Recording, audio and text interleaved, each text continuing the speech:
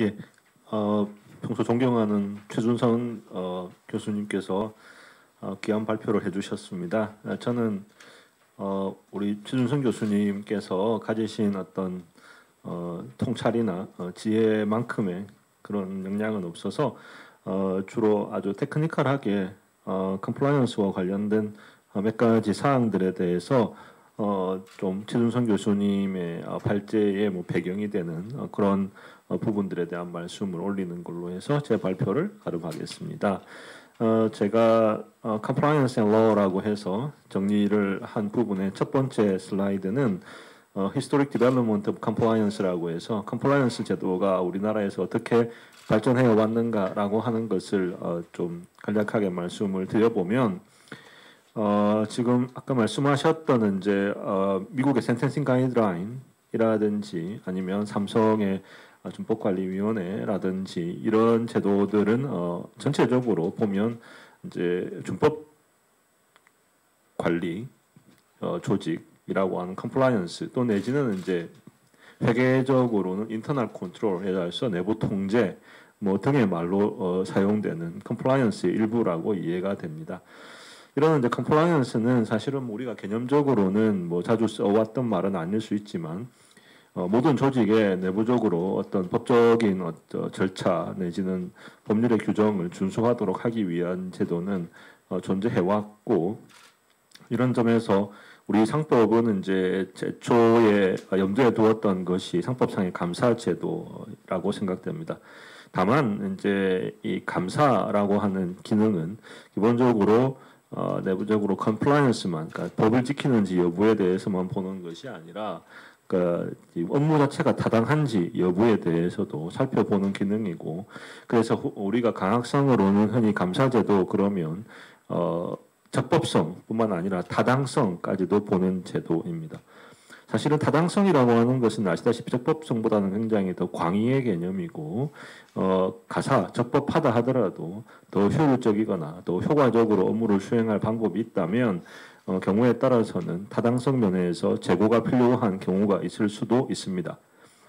그렇기 때문에 준법, 컴플라이언스라고 하는 것은 어떻게 보면 내부 통제 안에서도 이 타당성이라고 하는 점을 제한 나머지 소거 개념이라고 볼 수 있을 텐데 사실은 감사는 이러한 컴플라이언스까지를 다 포섭해서 하도록 한 것이기 때문에 더 광범위한 기능을 상법이 회사의 감사에게 주었다라고 볼 수가 있겠습니다. 그런데 문제는 이제 아시다시피 저희가 이미 살펴보고 경험적으로 알았던 것처럼 감사제도가 가지고 있는 기능적인 한계로 인해서 97년에 경제 위기가 왔었고 사실은 그 당시에 상근감사 제도가 제대로 기능하지 않고 있다고 해서 사회이사가 제도가 도입되었었고요. 그리고 이제 이 금융기관의 경우에는 아시다시피 준법감시인 제도라고 하는 것이 들어왔는데 이 준법감시인의 영문명이 바로 컴플라이언스 오피서라고 해서 이제 컴플라이언스라고 하는 것이 본격적으로 우리 법제에 들어오게 된 것입니다. 당시 준법감시인 역시도 이제 97년에 이제 은행법이라든지 당시에 이 증권거래법 그리고 아니면 보험업법 등의 각각의 이제 금융 관련 법들에 들어왔고 그러면서 이제 사회이사 제도가 대체적인 제도로 들어왔던 것이죠. 그 다음 슬라이드에서 이것을 이제 한번 비주얼하게 일러스트레이션을 해보면 이제 감사제도, 사회이사제도, 그 다음에 여기에서 이제 당시에 도입됐던 제도 중에 하나가 내부회계관리제도라는 것이 있는데 이게 이제 기업 구조조정 촉진에 관한 법률에서 당시에 여러 이제 경제 위기 과정에서 어려워진 기업들의 관련된 내부 통제 시스템을 구축을 안 해서 그렇다라고 하는 반성적 고찰의 결과로 내부회계관리제도라는 것이 기초법에 들어왔었고. 제가 얼마 전에 이제 저희가 한국공인회계사회에서 신외감법, 지금 주식회사 외부감사에 관한 법률, 이 뒤에 이제 유한회사를 포함해서 외부감사에 관한 법률로 되면서 이제 주식회사 외부감사에 관한 법률, 구외감법의 일부로 이 내부회계제도가 들어와서 당시 구외감법 8조에 이제 이게 들어왔었고 지금은 이제 신외관법에 좀 더 강화된 형식으로 내부 회계 관리 제도라는 것이 들어와 있어서 회계와 관련해서는 또 이 내부 회계 관리 제도가 운영되고 있습니다. 그러면서 이제 준법 감시인 외에도 준법 지원인 제도가 상장회사의 상법 개정을 통해서 들어왔고, 컴플라이언스라고 하는 것은 단순히 금융회사뿐만 아니라 이제 준법 지원인 제도를 통해서 상장회사들에도 이제 상법을 통해서 따라 들어오는. 다만 이 당시에 이제 준법 감시인하고 준법 지원인은 아시다시피 영문 명칭은 둘 다 컴플라이언스 오피서인데 상당한 정도의 차이점이 있다는 건 다 알고 계실 겁니다. 그래서 준법 감시인의 금융회사 준법 감시인은 감사 산하 기관인데 반해서 준법 지원인은 이제 이사회 산하 기관으로서 이 명칭 자체도 사실은 이제 하나는 감시라고 하는데 포커스를 두고 있지만 준법 지원인은 말 그대로 회사 경영을 지원하는 측면에 있어서 포커스를 주었고요.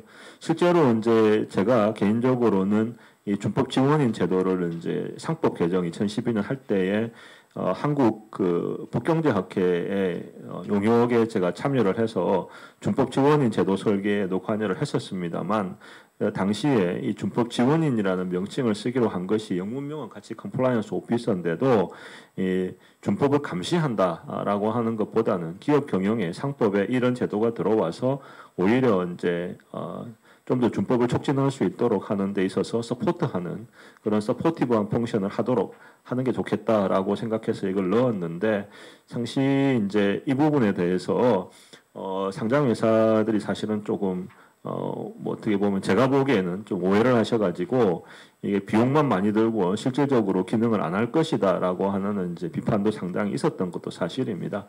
그래서 심지어 이제 당시에 이 제도가 도입되면서 2012년 신상법, 그러니까 개정상법이 뭐 그 입법사의 유례가 없이 대통령께서 상법 그 개정에 비토권을 행사를 하겠다라고 하는 논의가 언론에 나올 정도로 논란이 되었었던 적이 있는데요.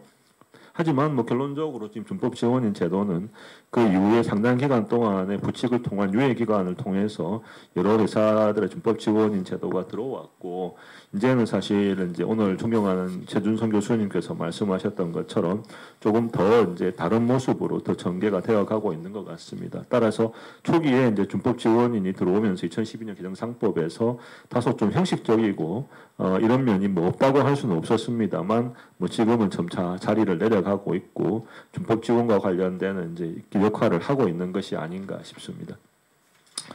그 관련해서 지금 또 하나 저희가 살펴보아야 할 점이 이제 법령상 금융기관의 지배구조에 관한 법률에 보면 CRO 제도라고 하는 것이 있습니다.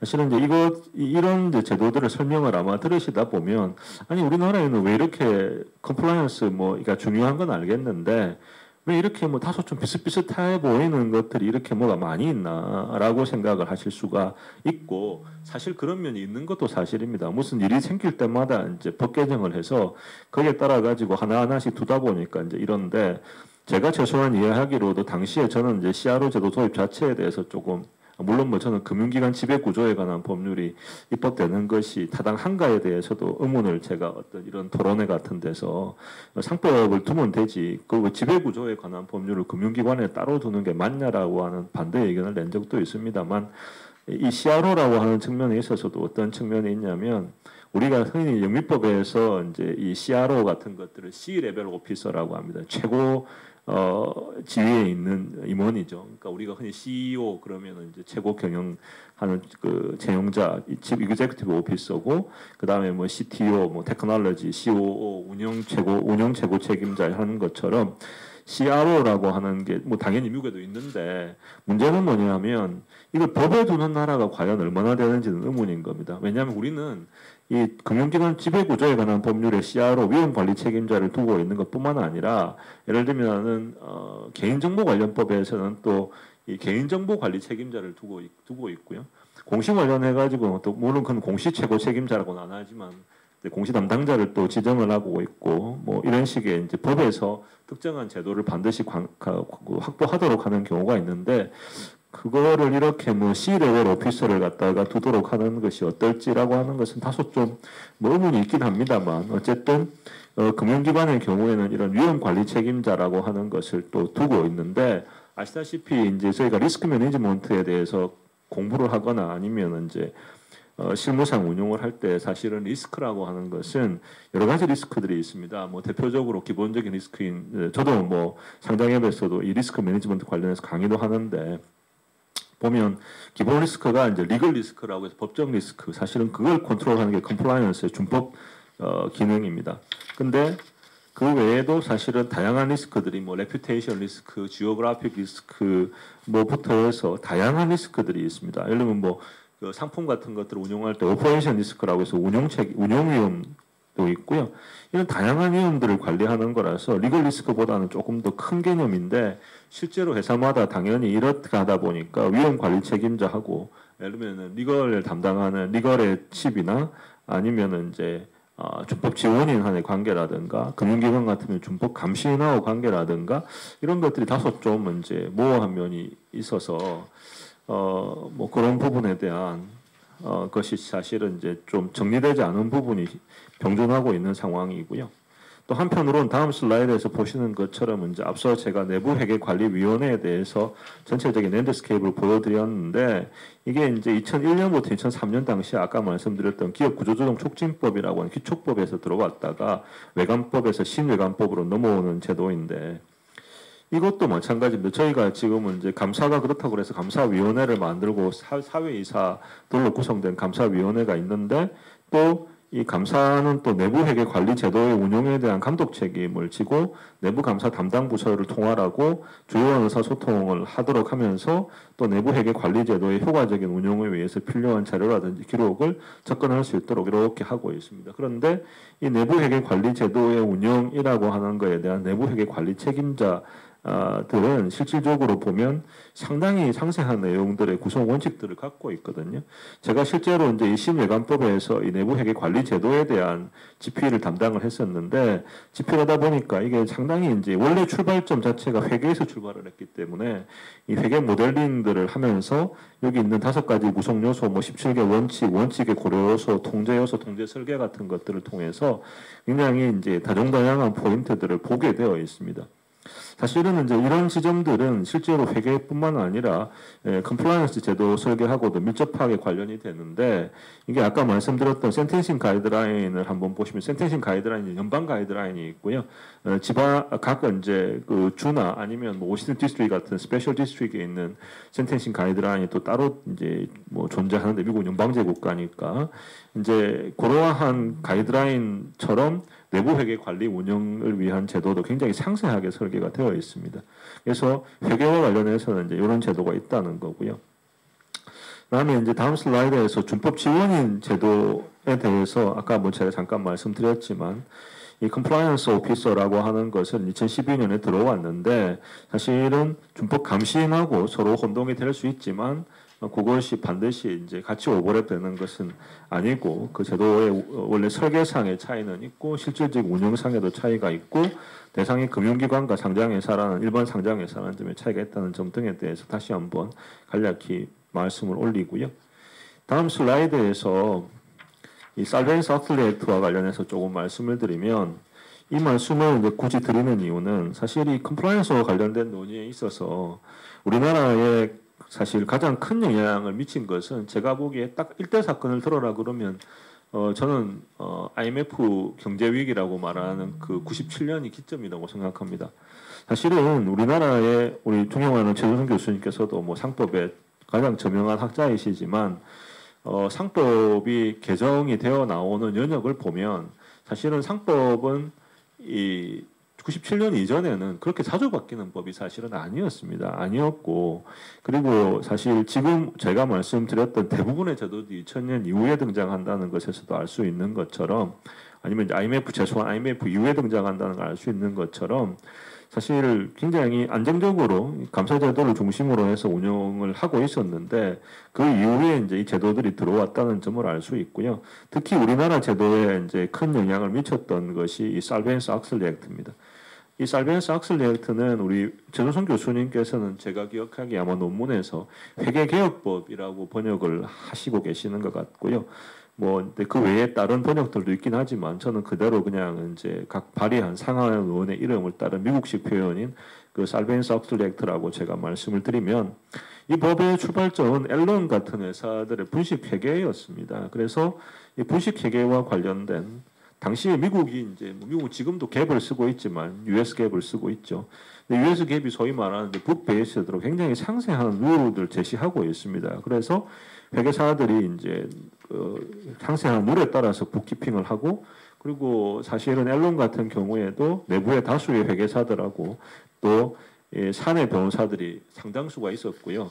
규정상으로는 당시에 어떻게 되어 있었냐 하면 별도로 구별되어 있는 윤리 담당관이 따로 있습니다. 그래서 휘슬블로어가 만약에 생기면 내부에 문제가 있다고 하면은 그런 그 규정 위반에 대해서 휘슬블로어는 윤리 담당관한테 보고를 하게 돼 있고 보고를 하게 되면 윤리 담당관은 그것을 이제 사건을 더 이상 진행되지 않도록 자기가 진행을 하거나 그렇지 않으면 바로 이제 이사회에 보고를 해서 그것을 정지시킬 수 있도록 하고요. 그다음에 그 부분에 대해서 외부에도 다수의 변호사들이 당시에 관여를 하고 있었고, 그다음에 또 외부 감사인으로서는 이제 지금은 사라져버린 그 회계법인에서 또 이 외부 감사를 하고 있었고요. 그러니까 규정상으로 드러나는 걸 봤을 때는 웬만한 문제는 없을 것 같은 상황이었는데 이 회사가 아시다시피 이제 그 장애 파생 상품 등을 통해 가지고 분식 회계를 했고 그 분식 회계 결과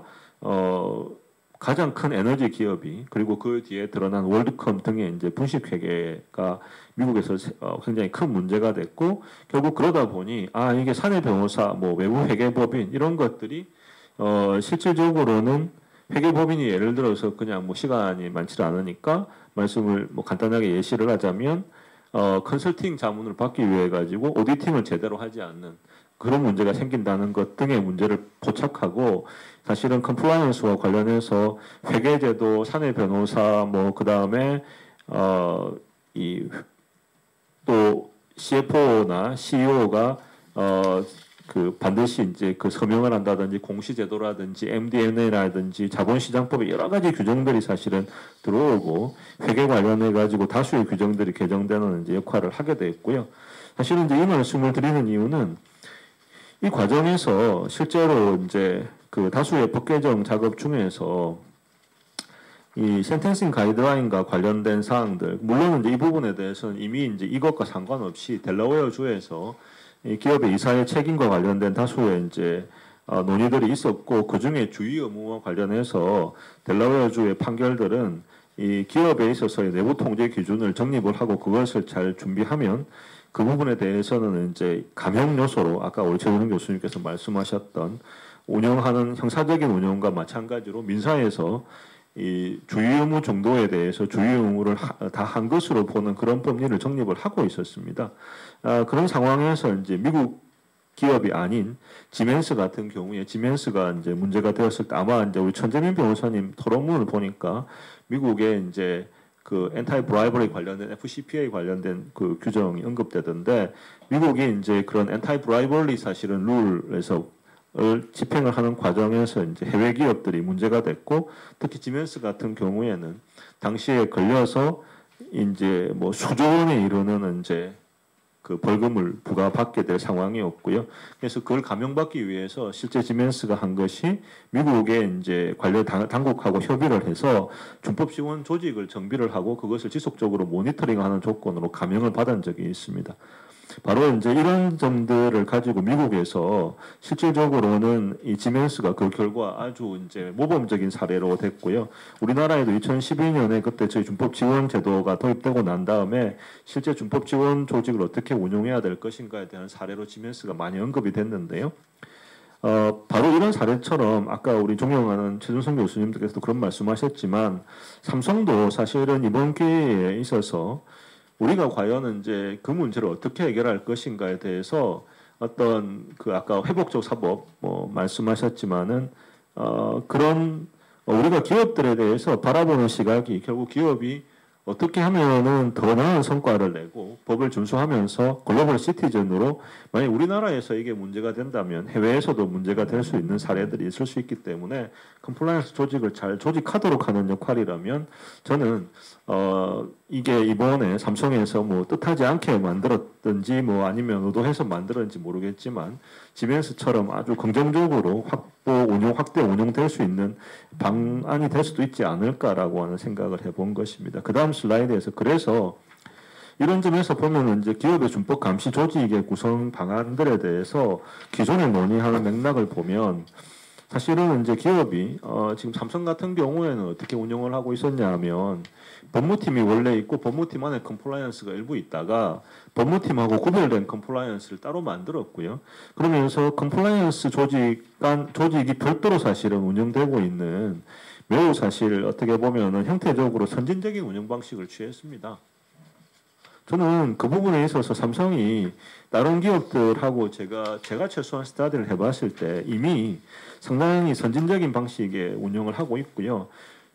제가 그 관련된 문헌들을 스타디 해봤을 때는 법무실 안에 컴플라이언스를 두는 건 사실은 문제가 있을 수 있거든요. 왜 그런가 하면 법무실은 기본적으로 흔히 우리가 경영에서 R&R이라고 하는데 그 롤 앤 리스폰시빌리티라고 해서 법무실이 가지고 있는 역할은 뭐냐? 경영진이 제대로 자신들이 어떤 경영을 하는 데 있어서 법리적으로 문제가 되는 걸 도와주는 역할을 하는 게 법무실입니다.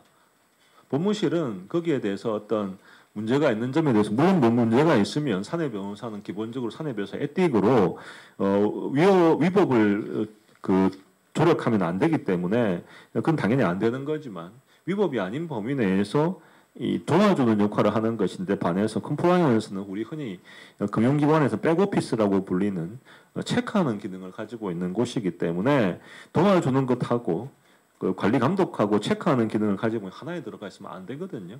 저는 이제 강의하면서 예전에 계속은 이걸 분리해야 된다고 했는데 삼성은 실제로 그래서 분리를 했습니다. 뭐 정도 경영팀 이런 게 이제 뭐 포스코라든지 LG가 아마 종래에 그랬던 것 같은데 지금은 이제 그런 회사들도 점차 이제 감사팀 조직에서는 떨어져서 좀 컴플라이언스를 만드는 상황으로 이해를 하고 있습니다. 이처럼 많은 회사들이 사실은 이론적으로는 분리하는 게 컴플라이언스가 법무하고 분리하는 게 맞지만 비용적이라는 걸 여러 가지 면에서 어쩔 수 없이 하고 있는데 이런 점에서 사실 제가 뭐 바로 그 다음 슬라이드로 시간상 넘어가면 삼성이 준법감시위원회라고 하는 것을 만들어서 뭐 또 외부위원으로 이렇게 뭐 했다고 하는 것은 뭐 그 이유가 무엇이든 이것을 독립적인 하나의 이벤트로 놓고 보면 분명히 굉장히 너티서블한 이벤트라고 생각을 하고요. 다만 저로서는 약간은 몇 가지 좀 의문점은 있긴 있었습니다. 왜냐하면 이게 아까 이제 언론 보도 자료도 그렇고 뭐 제가 내부 자료를 알릴 방법은 없으니까요. 그리고 아까 최준성 교수님께서 또 발표하신 이제 발제물에도 나와 있는데 이게 사실 준법감시위원회는 제가 생각하기에 원래 어떻게 만들어져야 되냐면 이게 위원회 조직을 만들려면 미국의 사례들을 놓고 봤을 때는요. 우리로 치면은 상법 393조에 있는 이사회내 위원회로 만들어야 됩니다. 그러니까 저희가 보면 이사회내 위원회 안에 보면 뭐 경영위원회, 뭐 사회이사 후보 추천위원회, 보상위원회, 뭐 위험관리위원회는 이제 CRO 때문에 금융회사 지배구조법 때문에 있는 조직으로 이해되는데요. 이런 식으로 있는 것처럼 개별 회사에 왜냐하면 우리 회사법도 그렇고 회사법은 기본적으로 개별 회사법 단위로 논의가 되기 때문에 그 안에 예를 들면 삼성전자준법감시위원회가 되는 게 맞거든요. 제가 생각하기에는. 그럼 사회이사 제도하고도 그렇게 하면 부합되는 것 같은데 사회이사도 아니면서 떨어져서 복수의 기업들이 계약으로 묶여가지고 감시를 한다? 그러면 상법 같은 경우 상법은 기본적으로 강행법규를 대부분 운용하고 있는 법제고 그러면 강행법규를 운용하는 법제에서 이 권한이 계약을 통해서 어디까지 들어올 수 있나? 라고 하는 점은 솔직히는 좀 의문입니다. 예, 의문인데 다만 그걸 어떻게 설계할지에 대해서는 법리적인 점에 있어서 저의 뭐 그건 제가 좀 더 스타디를 해야 할 부분을 갖고 의문이 있지만 어쨌든 이런 식의 시도를 했다는 점에 대해서는 저는 굉장히 평가받아야 될 부분이 있어 보이고요. 그 다음 슬라이드에서 제가 뭐 좀 말씀을 드리고 싶은 부분은 자, 그렇다면 이 삼성그룹이 이제 이런 더 겉으로 드러나 있는 이분들의 어떤 그 외에 보면 제가 보기에는 굉장히 평가받을 점들이 꽤 있다.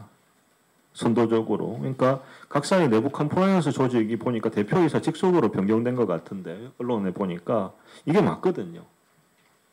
제가 기존에 계속 주장해왔던 건데 이게 맞고 그 다음에 사실은 이 컴플라이언스 조직이 문제가 아니라 이 조직을 서포트하는 사무국이 제대로 기능을 해야 컴플라이언스가 제대로 기능을 할 수 있는데 다수의 변호사들을 통해서 이런 전문성을 확보한 점이 있어 보이고요. 그 다음에 이제 외부의 뭐 그룹 준법 감시위원회라고 하는 것을 뭐 어쨌든 법리적으로는 지금 뭐 왜냐하면 이게 지금 우리 법이 삼성에 제가 보기에는 문제라기보다는 우리 법이 이걸 내정을 안 한 제도이기 때문에 이런 부분도 있는 것 같고요. 물론 뭐 제가 생각하기에는 현행 법을 가급적이면 최대한 활용해서 뭐 하는 것도 방법일 것 같은데 아마 이제 부득이 어쩔 수 없어서 계약형으로 이렇게 이제 한 것 같은데 이 부분은 뭐 이게 지금 완결된 타입이 아니기 때문에 제 생각하기에는 향후에 이 제도를 좀 더 발전시키기 위해서 그러니까 비판을 위한 비판이 아니라 발전적이고 건설적인 제안을 통해서 발전할 수 있도록 하면 어떨까 싶고요. 사실 이런 점에서 놓고 보면 경영학 특히 이제 회계학 하신 분들이 계속 참고를 하는 게 이제 코소 모델이지 않습니까? 그래서 이 내부 인터널 컨트롤 관련해서는 코소가 가장 이제 코소 1, 2, 3까지 나오면서 내부 통제를 하기 위한 기본적인 어떤 레퍼런스로 참고가 되는데 우리가 지금 나가는 방향이 저는 잘하면 코소보다도 사실은 오히려 리더십을 가질 수 있지 않을까라는 생각을 하거든요. 그래서 이런 저는 좀 약간 긍정적인 관점의 생각들을 가지고 있는데요. 관련해서 뭐 양형기준 관련해서도 제가 조금 더 언급을 하려고 했는데 이건 최준성 교수님을 제가 레퍼런스 한 거라 거기 보면 제가 최준성 교수님을 레퍼런스 했다고 돼 있으니까 이건 제가 넘어가기로 하고요. 최 교수님 발제를 상세하게 들었으니까. 그래서 이제 코소 관련해서 제가 뭐 한 말씀 좀 드리면 이게 코소가 뭐냐? 이게 85년도에 만들어진 미국의 AICPA에서 만드는 이제 내부 통제 확립을 위한 조직인데요. 이게 원래 이제 PwC 우리나라에 3일하고 같이 이제 제휴를 하고 있지 않습니까? 그래서 기본적으로 92년에 이제 내부 통제 포괄적 프레임워크라고 해서 Internal Control Integrated Framework이라고 하는 보고서를 작성했고 이 보고서가 계속 업데이트되면서 지금 표준으로 받아들여지고 있는데요. 저는 이번에 이제 저희가 삼성에서 하고 있는 이런 이제 것들이 실질적으로 코스 프레임워크에서 가장 이제 최근에 업데이트된 모델보다도 더 업데이트된 어떤 한국형의 어떤 제도 설계를 제도적인 제안을 할 수 있도록 저희가 같이 노력을 하는 게 맞다. 예. 그래서 아까 우리 최종신 교수님께서 뭐 어떻게 제가 표현해야 될지 모르겠는데 정말 호소하신 이렇게 하는 게 맞다라고 제안해 주신 저희한테 가르침을 주신 것처럼 잘 되도록 해야지 못 되도록 자꾸 뭐 이렇게 이 대안 없는 비판을 하면 안 될 테니까요. 그래서 이런 점에서 저는 이제 몇 가지 그럼 운영이 중요하다. 아까 제가 보니까 이제 전순 교수님 발제문에도 그 이야기 있는데 제가 생각하기에 이게 운영이 되려 그러면은 핵심적인 단어는 저는 정보 플로우의 정립이라고 봅니다. 내부 저는 사실은 이제 뭐 아까 잠깐 말씀을 저에 대해서 말씀을 주셨는데 저는 삼성에도 있었고 그다음에 마이크로소프트에서도 인하우스 카운슬러도 있었고요.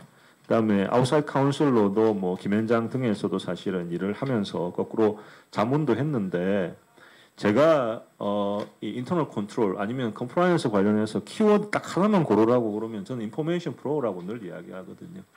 이게 정보가 제대로 들어와야 사실은 이게 컴플라이언스를 시킬 수가 있습니다. 컴플라이언스는 정보가 안 들어오면 제가 뭐 좀 속된 말을 쓰면 딱 바보 만들기 딱 좋습니다. 그래서 이 인포메이션 플로우를 정립하는 게 핵심적인 부분인데 이제 바로 그 점에서 아무 제도적인 뒷받침 없이 계약만으로 그게 과연 가능한가? 그리고 굉장히 델리키트한 어떤 기업 내부 특히나 아까 7개 뭐 주요 계열 회사들을 다 지금 보겠다고 하면 이게 굉장히 큰 이 영업 비밀상에 핸들해야 될 문제들이 있는데 과연 이래도 될까라고 하는 부분들이 있거든요. 그래서 이 부분에 삼성의 트라이는 저는 좀 제도적으로도 뒷받침을 해줄 필요는 있지 않나 싶고요. 특히나 이 관련해서 뭐 저희가 여러 가지 이제 제도적인 노력들을 같이 할 필요가 있고, 제가 지금 이제 변협에서도 좀 직을 맡고 있는데 여기에 상당히 중요한 역할을 하는 부분이 변호사입니다. 변호사들이 사실은 이제 저희가 법에서 흔히 여러분들께서 영문으로 게이트키퍼 아니면 로이어 이렇게 한번 쳐보시면은 게이트키퍼 라이애빌리티라고 해서 이제 변호사들의 뭐 책임에 대한 논문들이 많이 나오는데, 거기에 이제 또 하나는 게이트키퍼가 바로 이제 퍼블릭 어카운턴트, 즉 공인 회계사들입니다. 이 변호사와 공인 회계사들이 실제로 게이트에서 적절하게 컴플라이언스가 이루어질 수 있도록 하는 역할들을 하는 게 굉장히 중요한데, 바로 이런 점에서 여러 가지 제도들을 같이 좀 서포트를 해주면 뭐 좋지 않을까라고 하는 생각이고요. 그래서 뭐 그런 점에서 저는 뭐 여러 가지 사실은 삼성준법감시위원회를 이렇게 보면서 설치 자체에 대한 평가 저는 긍정적으로 하는 게 맞다고 보고요. 다만 운영에서는 저는 좀 솔직히 갸우뚱하는 부분인데, 그건 제가 뭐 갸우뚱한다는 게 비판을 하자는 게 아니라 좀 더 이제 제도적인 보완이나 아니면 좀 그 여러 가지 저희가 꼭 뭐 제도를 입법을 하지 않더라도 재현할 수 있는 부분들이 존재하지 않는가라고 하는 생각은 좀 있습니다. 그래서 뭐 잘 되도록 뭐 저도 할 수 있는 기회가 있다면 뭐 여러 가지 해서 좀 긍정적으로 이게 이번 시도가 발전적인 계기가 되었으면 하는 말씀을 드리는 걸로 해서 제 발제는 마치도록 하겠습니다. 이상입니다.